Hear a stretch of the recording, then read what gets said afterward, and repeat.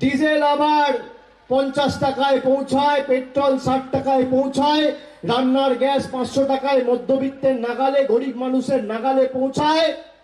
এবং আগামী দিন যাতে লক্ষ্মীর ভান্ডার সারা ভারতের মানুষ পায় এবং আপনার আবাস যোজনার যার নিবেদন আপনি 3 বছর 4 বছর ধরে করে আজকে কেন্দ্রের বৈমাতৃসুলভ আচরণের কারণে আবাসের টাকা পাননি, এই 4-5টা অধিকারকে সামনে রেখে ভোটাধিকার প্রয়োগ করুন। তৃণমূল কংগ্রেস জিতবে। বালুরঘাট লোকসভা কেন্দ্রে দিলে সুকান্ত মজুমদার দেবে না, মমতা ব্যানার্জির সরকার দেবে।